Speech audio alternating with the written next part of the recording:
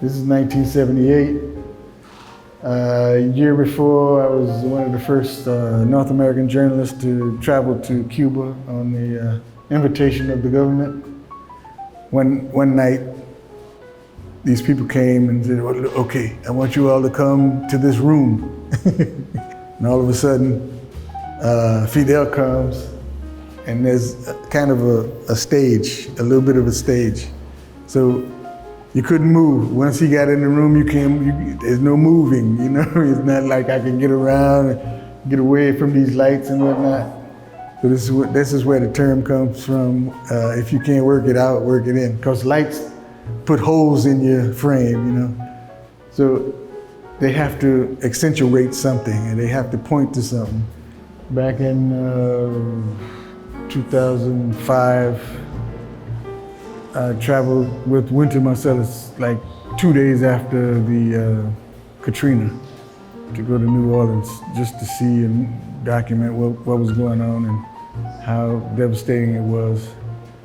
I went to the lower ninth ward, which got the most damage because that whole ward was underwater for like a month. I concentrated on black churches. So, because I knew that everything emanated from the church. The whole community emanates from the church. And I wanted to see what condition the black churches were in. And before Katrina, there was over 100 churches. And after Katrina, there were only 11 that could come back. And it looks like a graveyard at first. Upside down graveyard, but it's really an organ. And you know, music is the whole heartbeat of a church service, a black church service.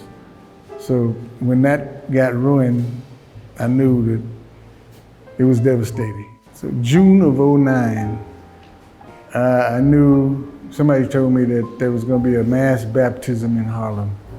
So I was on Martha's Vineyard at the time, so I drove down just to get this, and it was early morning, so I was driving most of the night, and I got here just in time to catch the fire hose on these people that are being born again. Organize this frame where it makes sense. The water is coming down here, it's coming down.